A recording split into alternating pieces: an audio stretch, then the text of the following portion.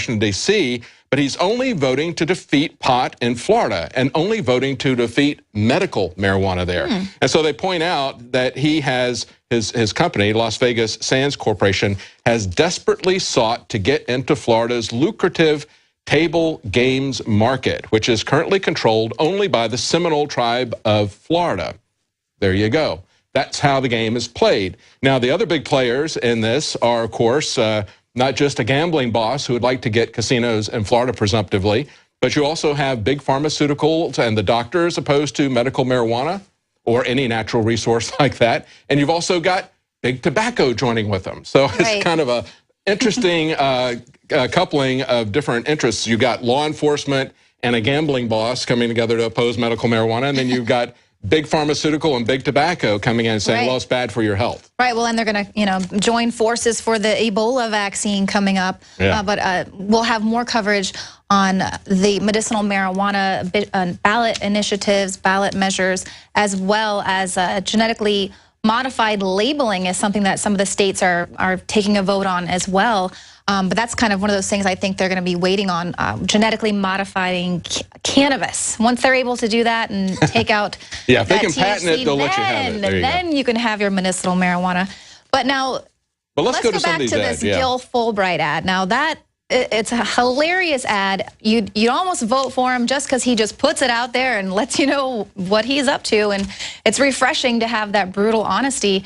But then, what's also just so brazen about it is that there are so many ads that are just like that. I mean, that is exactly what the ads are, but he's just telling you the truth. Well, the funny thing is, he did this back in July, and he said, well, I'm going to, pointing out the Kentucky race with Mitch McConnell and his Democrat opponent there. And so he does this personality ad, look at me, I'm posing with this person, I'm posing with that person. And then let's take a look at this Mitch McConnell ad, because he did this just last week, and it's almost as if he was redoing the Gil Fulbright ad. I mean, he just goes right down the list, very self-aware, kind of, talking to the viewer. Look at the issues that he discusses in this. Let's go to that. You guys got that queued up? A lot of people try to tell me how to do my commercials. We see you between two trucks. That sounds dangerous. Hey, Mitch, what about using a talking baby?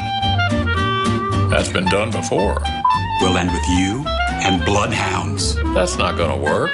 Maybe it's enough to say Mitch fights for Kentucky. Maybe this isn't such a bad idea. I'm Mitch McConnell, and I approve this message. There you go, substantive issues. And, exactly what does Mitch McConnell stand for after all these years? Can he point to something that he's done for the people of Kentucky, for the people of America, to warrant his reelection?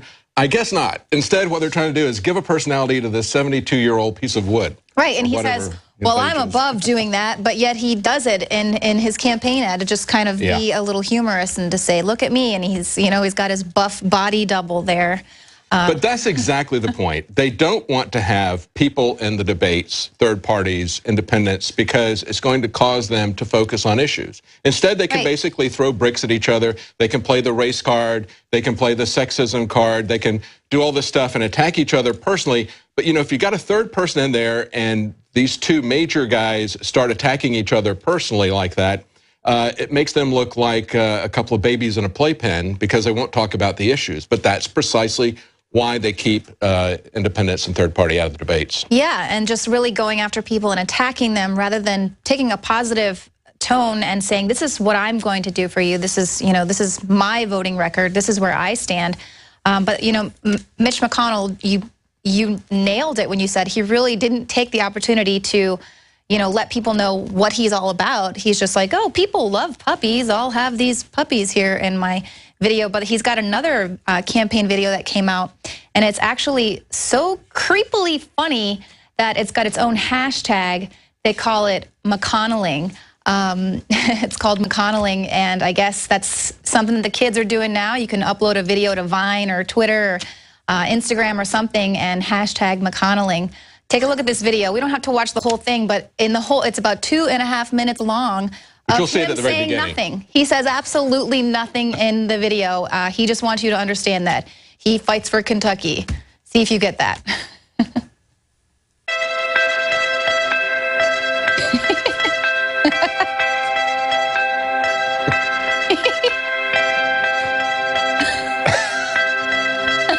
This is kind of like a dramatic chipmunk.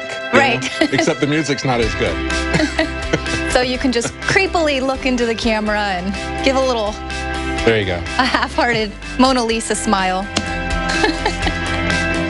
So there it is.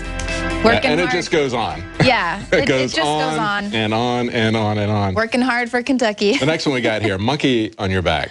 Which one? Yeah, well, this one, let's see, the Daily Beast actually compiled a list of strange political ads.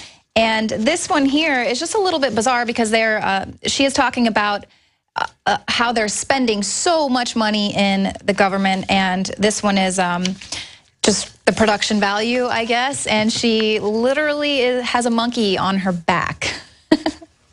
820,000 of our tax dollars were spent studying how monkeys respond to unfairness and how they act while on cocaine. Think about that. That's how outrageous the spending in Washington has gotten. Yet it's so common half the time we don't even notice. Our country is being bankrupted, and John Barrow is voting with Barack Obama to do it. It's time to pay attention. The National Republican... Okay, so she's talking about a big study where they wanted to see how monkeys react to unfairness and to cocaine. I guess I could just look at Congress. Right.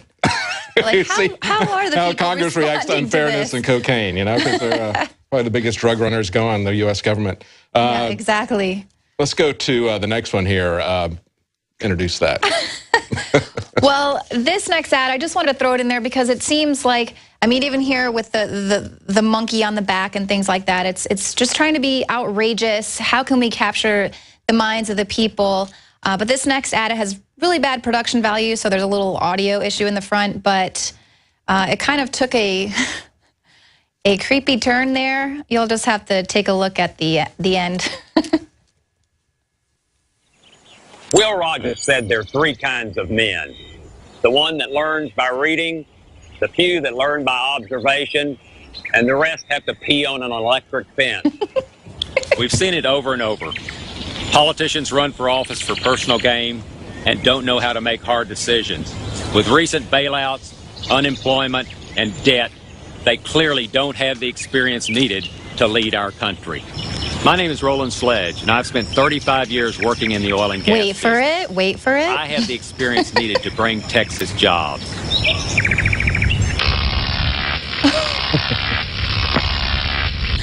Isn't it about time we elected political leaders that have sense enough not to pee on electric fences? Yeah, there you go. That's kind of talk about cheesy production values. There, yeah, but it's, you know, there have been other campaign videos out there where they've got naked people in swimming pools talking about how their opponents like to, you know, go swimming in the nude and things like that. So I just, where are we in the political spectrum when? Well, this next one that you got on here, the Wendy Davis wheelchair ad, this got a lot of national attention. Controversial, yeah. Wendy Davis, for those of you who don't know or may be watching from another country, she's someone who is a state legislator who came to prominence because she did a filibuster essentially against some regulations against abortion. Basically what they wanted to do was to make sure that abortion clinics had medical facilities to handle an emergency. And the people who supported abortion said, you can't do that, that'll shut down clinics. And it's like, really? Well, then what is your concern about the health of the woman if you don't have the capacity to handle that? But she did a filibuster and got a lot of attention with the Democrats, and most of the Democrats in this state decided wisely to pass on running for governor in Obama's midterms because I think they could smell a skunk coming on. But Wendy Davis picked up the mantle, and then she came after Greg Abbott, who is the Republican candidate, and he is a lawyer who is in a wheelchair. Actually, he's the attorney general right now, running for governor, and this is her ad. A tree fell on Greg Abbott. He sued and got millions. Since then, he spent his career working against other victims. Abbott argued a woman who... Something that caused him to be in a wheelchair, and then she points out these 3 instances where, you know, he voted against people getting disability and things like that. But I mean, if we're going to start suing corporations for not doing background checks, then everyone here could sue the TSA because they've caught 0 terrorists. Meanwhile, they are not doing background checks, and they're employing sexual predators and people that are stealing things out of your luggage when they're supposed to be, you know, protecting you. So we could I mean, that'll sort of spiral into a precedent. But I think a key thing in this, this is a very sophisticated, expensive ad. Had a Madison Avenue type people behind it.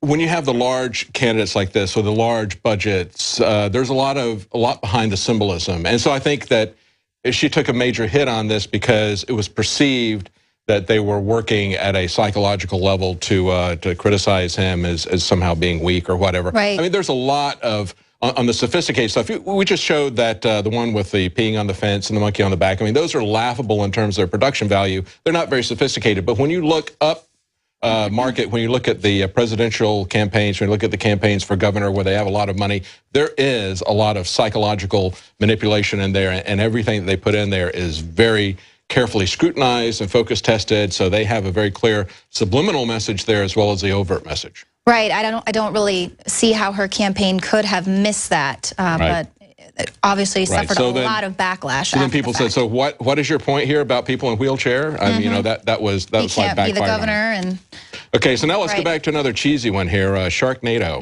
Well, we know Sharknado was you know, a huge thing. It even got a sequel because it was just so campy and wonderful. I don't know. But this one has to deal with a lone Sharknado, and this is some impressive camera work there. Production value. Dark clouds are gathering, and Gary Peters is in the eye of the storm, funded by a convicted felon, connected to a loan shark ring, run by an international gangster who also contributed to Peters' campaign. This is what people get, you know? They like watching the coming soon to a voting booth near you. Cartoons. Or adult cartoons. So I have no idea what that's about. You know, I know what a loan shark is, and basically, since we repealed the laws on usury at the end of, you know, when we went into runaway inflation. I want to jump in here for a second. You know, everybody is essentially letting doing loan David, shark Jakari stuff. just mentioned that was the worst voiceover we've heard all day today, and I totally agree. Yep, that was by far the worst. It was kind of a funny ad, though. It was like animation circa 2002, like jib jab type animation. Yeah, exactly. That's right. Yeah, if it's bad enough, it'll get a lot of attention. Get your attention, exactly. Yeah, exactly. Yeah, I think it is time. By the way, you know, when we look at what happened, we used to always have a loan shark. Used to be somebody that would charge 20-30% interest. Now that's considered a bargain because we allow our corporate banks to do that, even though we have such an incredibly low inflation rate, okay, to allow these credit card companies and everything to charge 20 or 30% interest. I mean, where are our elected representatives? I wish they really would go after some of these loan sharks, because that is the worst kind of profiteering, when they can get money for nothing from the Federal Reserve and loan it out 20, 30, 40%. It's outrageous that they would be allowed to do that to people. We always had a cap before of 10% that was removed when inflation got out of control under Jimmy Carter, and it's time they put something like that back in, because it's absolutely obscene. They get away with it because there's collusion, because there's a smaller, ever smaller number of banks in business, and so basically if they're all charging it, you have nowhere else to go. Right, so many predators there in positions of power to be checked. Now let's back it up a little bit. We'll pull up a couple of articles, but you mentioned just the sophistication with some of these ads and really kind of getting to the psyche of the people. Well, obviously, the Democratic vote, they typically will have the African American, the black pocket voters, that they're just going to vote Democrat. So you see, people are kind of turning against that now, and they're speaking up and saying, you know what, we've been voting for these bad policies, they're destroying our community, and maybe we've been led down the wrong path, our black leadership is failing us. And so rather than, and sorry to make this a left-right thing, but rather than the Democrats point out